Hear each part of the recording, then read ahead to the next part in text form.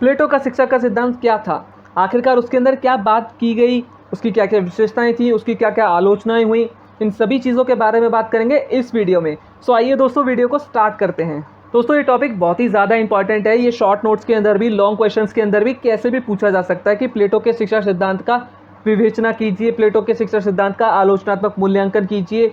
सो दोस्तों आप इस वीडियो को एंड तक देखें ताकि इस टॉपिक का कोई भी इंपॉर्टेंट पार्ट आपसे मिस ना हो। दोस्तों यदि रिपब्लिक का मूल उद्देश्य न्याय के सिद्धांत की खोज करना था तो शिक्षा उसकी प्राप्ति का एक माध्यम है। दोस्तों इसका मतलब यही है कि रिपब्लिक के अंदर जैसे रिपब्लिक का मूल उद्देश्य न्याय को प्राप्त करना था आदर्श राज्य के माध्यम से और दार्शनिक शासक के माध्यम से, ठीक उसी तरीके से शिक्षा उसकी प्राप्ति का एक माध्यम है जिसकी मदद से उसे प्राप्त किया जा सकता है न्याय को। दोस्तों प्लेटो ने लिखा है कि सामाजिक शिक्षा ही सामाजिक न्याय का साधन है। प्लेटो की मान्यता थी कि किसी भी श्रेष्ठ राजनीतिक जीवन के निर्माण के लिए श्रेष्ठ शिक्षा प्रणाली का होना बहुत ज़रूरी है। दोस्तों इसका मतलब यही है कि एक श्रेष्ठ जीवन जीने के लिए, एक आदर्श राज्य स्थापित करने के लिए, न्याय को स्थापित करने के लिए एक श्रेष्ठ शिक्षा प्रणाली का होना भी बहुत ज़रूरी है। और यह सिद्धांत भी उसके अन्य राजनीतिक सिद्धांतों की तरह बहुत ही ज़्यादा ज़रूरी है उसके राजनीतिक चिंतन के अंदर। दोस्तों प्लेटो का यहाँ तक मानना था कि राज्य प्रथम सर्वोत्तम शिक्षण संस्थान है। इसका मतलब दोस्तों यही है कि राज्य सबसे पहला और सबसे इम्पॉर्टेंट सोर्स है शिक्षा का। आगे दोस्तों अब बात करते हैं शिक्षा के महत्व के बारे में कि प्लेटो ने क्या बताया कि शिक्षा का क्या महत्व है, जिसमें सबसे पहला पॉइंट है शिक्षा सिद्धांत न्याय सिद्धांत का तार्किक परिणाम है। सो दोस्तों इस पॉइंट में ये बताया हुआ है कि जैसे प्लेटो न्याय स्थापित करने के लिए एक आदर्श राज्य की बात करते हैं, और न्याय किसे कहते हैं वो कहते हैं कि एक व्यक्ति को अपनी प्राकृतिक क्षमता के अनुसार कार्य चुनना चाहिए और करना चाहिए, किसी दूसरे के काम में दखल दिए बिना, तब न्याय स्थापित हो सकता है अगर इन चीज़ों के बीच में संतुलन बना रहेगा तो। ठीक है, अब उस न्याय को स्थापित करने के लिए और उस न्याय को प्राप्त करने के लिए सबसे बड़ा इम्पॉर्टेंट पॉइंट है शिक्षा। एक श्रेष्ठ शिक्षा प्रणाली का होना बहुत ज़रूरी है जिससे कि न्याय स्थापित किया जा सके। इसी में दोस्तों दूसरा पॉइंट है नागरिकों को सद्गुणी बनाने के लिए आवश्यकता। प्लेटो का शिक्षा का सिद्धांत सद्गुण ही ज्ञान है पर आधारित है। नागरिकों को सद्गुणी बनाने के लिए श्रेष्ठ शिक्षा प्रणाली का प्रबंध करना अपरिहार्य है। दोस्तों इसका मतलब यही है कि जिस तरीके से प्लेटो का न्याय का सिद्धांत सद्गुण ही ज्ञान पर आधारित है, ठीक उसी तरीके से शिक्षा का सिद्धांत भी सद्गुण ही ज्ञान पर आधारित है, और वो नागरिकों को सद्गुणी बनाने के लिए श्रेष्ठ शिक्षा के प्रबंध की बात करते हैं। इसका मतलब साधारण सा है दोस्तों कि जिस तरीके से वो न्याय को स्थापित करने की बात करते हैं, ठीक उसी तरीके से शिक्षा व्यवस्था भी बहुत ज़रूरी है उस न्याय को स्थापित करने के लिए, और वो नागरिकों को सद्गुणी मतलब विवेकशील बनाना चाहते हैं, और वो शिक्षा के माध्यम से ही हो सकता है जिसके लिए वो श्रेष्ठ शिक्षा प्रणाली की बात करते हैं। इसी के साथ दोस्तों तीसरा पॉइंट है शिक्षा द्वारा प्राकृतिक क्षमता का विकास करना। दोस्तों शिक्षा द्वारा व्यक्ति की उसकी प्राकृतिक क्षमता का आभास कराना व उसकी क्षमता का विकास करना ज़रूरी है, और यह शिक्षा से ही संभव हो सकता है। दोस्तों जैसे कि हम भी समझ सकते हैं कि शिक्षा द्वारा एक व्यक्ति की प्राकृतिक क्षमता का विकास होता है। कोई भी व्यक्ति शिक्षित होता है, पढ़ लिख जाता है, तो उसके अंदर तो उसको पता चल जाता है कि उसकी प्राकृतिक क्षमता क्या है जिसके अनुसार वह अपने जीवन को श्रेष्ठ बना सकता है। मतलब अपने जितने भी जीवन के अंदर उसके लक्ष्य हैं वह उन्हें प्राप्त कर सकता है, उन्हें हासिल कर सकता है, अचीव कर सकता है। और शिक्षा ही एकमात्र ऐसी चीज़ है जिसके द्वारा वो जान सकता है कि उसकी प्राकृतिक क्षमता क्या है, और उस प्राकृतिक क्षमता का विकास वो किस तरीके से कर सकता है, वो सिर्फ शिक्षा के माध्यम से कर सकता है। इसलिए शिक्षा का होना और एक श्रेष्ठ शिक्षा प्रणाली का होना बहुत ज़रूरी है। दोस्तों इसमें चौथा पॉइंट है शिक्षा द्वारा आत्मचक्षु को प्रकाशोन्मुख करना। दोस्तों इसका मतलब यही है कि जिस तरीके से मैंने आपको पिछले पॉइंट में बताने की कोशिश करी कि शिक्षा एकमात्र ऐसी चीज़ है जिससे व्यक्ति अपनी प्राकृतिक क्षमता के बारे में जान सकता है और उसका विकास भी कर सकता है। इसलिए आत्मचक्षु का खुलना यानी आँखों का खुलना, इसका मतलब मुहावरा यही एक तरीके का कि व्यक्ति अपनी प्राकृतिक क्षमता के बारे में जानेगा और उसका विकास करने के बारे में सोचेगा, और वो तभी पॉसिबल है जब शिक्षा व्यवस्था अच्छी होगी, एक श्रेष्ठ शिक्षा प्रणाली होगी। तो दोस्तों पांचवा पॉइंट है दार्शनिक शासक का निर्माण करना। प्लेटो का दार्शनिक शासक इसलिए प्रतिष्ठित है क्योंकि उसकी शासन करने की प्राकृतिक क्षमता का शिक्षा के द्वारा विकास हो चुका है। दोस्तों इसका मतलब यही है कि जिस तरीके से मैंने आपको न्याय के सिद्धांत में दार्शनिक शासक के सिद्धांत में बताने की कोशिश करी, जिसमें वो दार्शनिक शासक के निर्माण की प्रक्रिया के बारे में बात करता है, इसमें यही बताया हुआ है कि किस तरीके से शिक्षा के द्वारा दार्शनिक शासक का निर्माण किया जाता है और शिक्षक क्यों ज़रूरी है। दोस्तों सबसे आखिरी पॉइंट है अच्छा नागरिक बनने के लिए आवश्यक। ठीक इसी तरीके से आज के वक्त में भी ये चीज़ें प्रासंगिक है, ये पॉइंट प्रासंगिक है, क्योंकि आज के वक्त में भी एक अच्छा नागरिक बनने के लिए शिक्षा का होना ज़रूरी है और व्यक्ति का शिक्षित होना बहुत ज़रूरी है, जिसके लिए श्रेष्ठ शिक्षा प्रणाली होना ज़रूरी है। ठीक इसी तरीके से प्लेटो बताते हैं कि एक अच्छा नागरिक बनने के लिए शिक्षा ज़रूरी है। आइए दोस्तों, अब बात करते हैं प्लेटो की शिक्षा की योजना की रूपरेखा के बारे में। आखिरकार वो रूपरेखा क्या थी, किस शिक्षा योजना की वे बात करते थे। दोस्तों, इसमें प्लेटो अपने आदर्श राज्य के लिए जिस शिक्षा योजना को अपनाते हैं वे राज्य के नियंत्रण में, मतलब राज्य इसको कंट्रोल करेगा, जो भी इसकी शिक्षा व्यवस्था है वह राज्य नियंत्रित होगी और राज्य ही उसे कंट्रोल करेगा। आगे दोस्तों बात करते हैं, प्लेटो ने अपनी शिक्षा योजना के 2 स्तरों के बारे में बात की, जिसमें सबसे पहला स्तर है प्राथमिक शिक्षा और दूसरा है उच्च शिक्षा। हम दोनों के बारे में अच्छे से जानने की कोशिश करेंगे कि प्राथमिक शिक्षा का स्तर क्या था और उच्च शिक्षा का स्तर क्या था, यह किन लोगों के लिए था, कौन इसे कर सकता था और उसमें क्या बात की गई। पहले प्राथमिक शिक्षा का सिद्धांत। प्राथमिक शिक्षा 6 से 18 वर्ष तक दी जाती थी। इस शिक्षा का मुख्य उद्देश्य नागरिकों में सामाजिकता का विकास करना था। इसका उद्देश्य ऐसे नागरिकों का वर्ग तैयार करना जो सैनिक दायित्वों को पूरा कर सके। दोस्तों, इसका मतलब यही है कि 6 से 18 वर्ष तक ये वाली शिक्षा दी जाती थी उस वक्त में, और इस शिक्षा का मुख्य उद्देश्य सामाजिकता का विकास करना था, लोगों के अंदर ऐसी भावनाओं को उत्पन्न करना जैसे कि आज के वक्त में राष्ट्रवादी भावना है।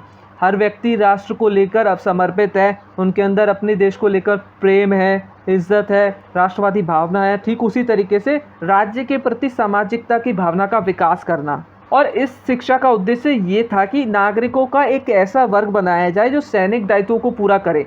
जैसे कि मैंने आपको पिछली वीडियोस में बताने की कोशिश करी है कि 3 तरह के वर्ग होते थे, उत्पादक, सैनिक और दार्शनिक।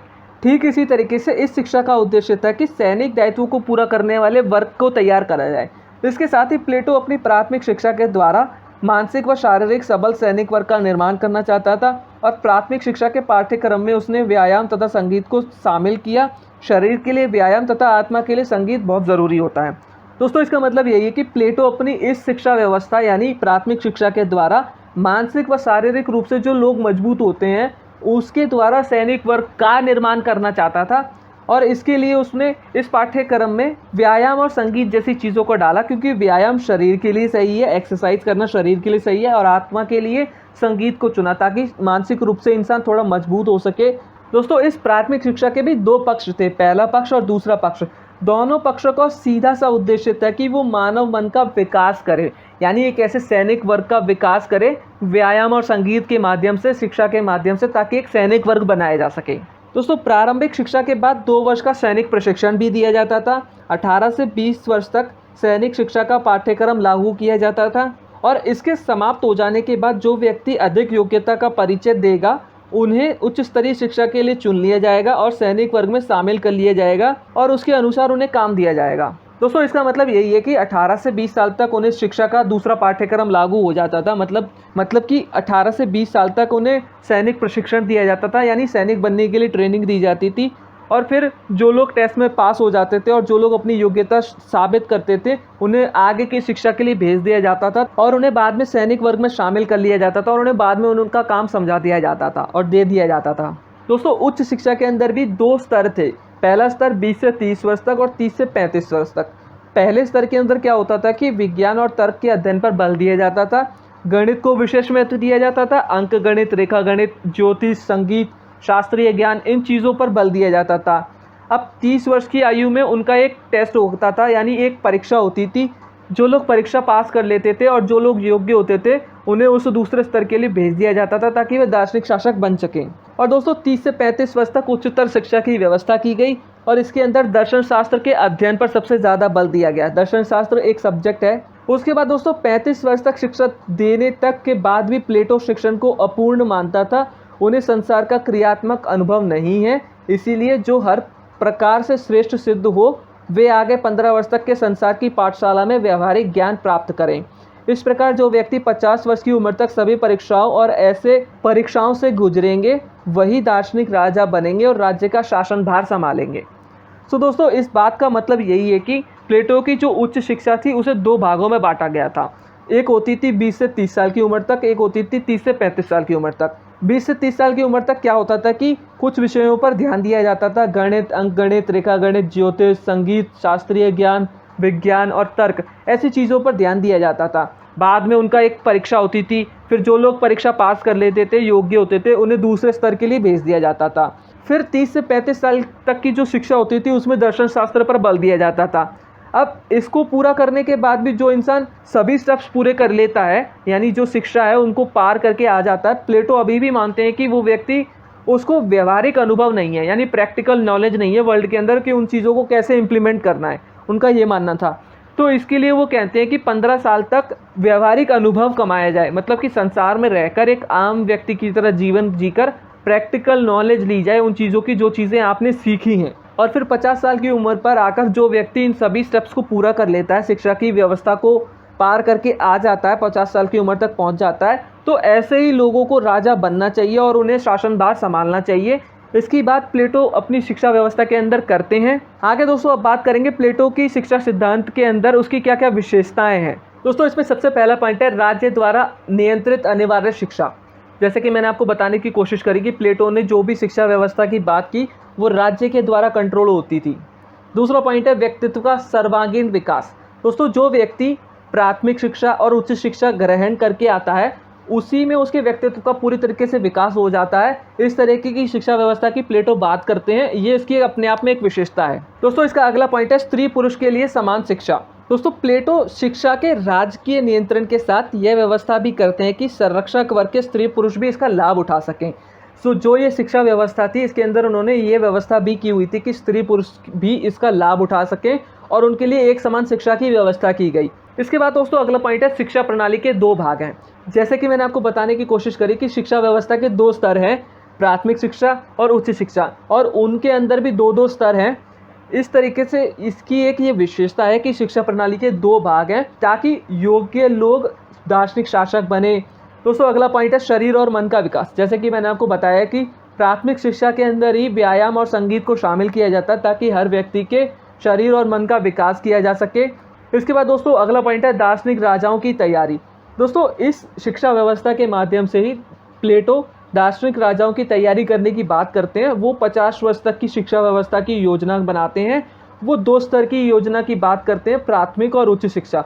जो व्यक्ति प्राथमिक और उच्च शिक्षा भी कंप्लीट कर लेता है उसके बाद जो 15 साल की प्रैक्टिकल नॉलेज लेनी होती है, यानी व्यवहारिक रूप से जो अनुभव करना होता है, वो व्यक्ति जो 50 साल तक उस चीज़ को पूरा कर लेता है, पूरी शिक्षा व्यवस्था पूरी करके आ जाता है, उसको दार्शनिक शासक बनाया जाता है और वही उन्हीं व्यक्तियों को शासन करना चाहिए, ऐसा प्लेटो का मानना था। और अपनी शिक्षा व्यवस्था के माध्यम से वो दार्शनिक शासक बनाने के लिए व्यवस्था करता है। इसके बाद दोस्तों अगला पॉइंट है पाठ्यक्रम आयु वर्ग निश्चित। इसके अंदर दोस्तों क्या होता है कि जैसे कि मैंने आपको बताया शिक्षा व्यवस्था के दो भाग थे, एक एक पाठ्यक्रम, एक एक आयु वर्ग निश्चित था। सभी चीज़ें वेल प्लान थी इसके अंदर कि कौन सी उम्र पर कौन सी चीज़ें पढ़ी जाएंगी, कौन व्यक्ति इस चीज़ को पढ़ेगा, कौन नहीं पढ़ेगा।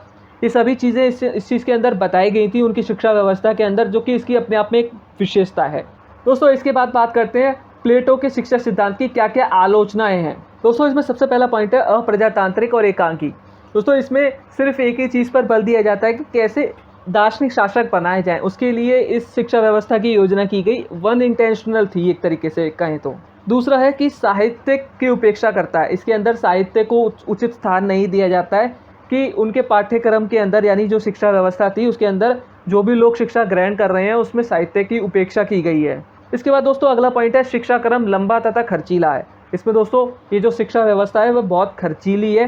50 साल तक इंसान को शिक्षा ग्रहण करने के लिए काफ़ी सारा पैसा खर्च करना होता है, इसलिए ये बहुत खर्चीली और शिक्षा क्रम जो भी है बहुत लंबा है, जो कि इसकी अपने आप में एक बहुत बड़ी आलोचना है। दोस्तों अगला पॉइंट है व्यक्तिगत विकास का बलिदान। इसमें व्यक्ति अपने खुद के व्यक्तित्व का विकास नहीं कर पाता, जो चीज़ें उसे शिक्षा व्यवस्था सिखाती है वही चीज़ें वो सीख पाते हैं और उनके खुद के व्यक्तित्व का विकास का बलिदान हो जाता है, यानी वो अपने व्यक्तित्व का विकास नहीं कर पाते।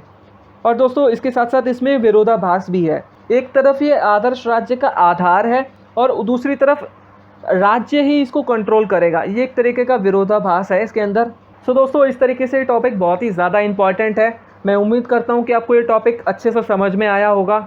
अगर आप इस चैनल पर पहली बार आएँ तो चैनल को सब्सक्राइब करें, बेल नोटिफिकेशन को दबाएं ताकि ऐसी ही वीडियोस का नोटिफिकेशन आपको मिलता रहे और आपसे कोई भी इंपॉर्टेंट वीडियो मिस ना हो। इस वीडियो को लाइक करें, कमेंट करें, साथ ही साथ अपने उन सभी दोस्तों के साथ शेयर करें जिनको इस वीडियो की ज़रूरत है।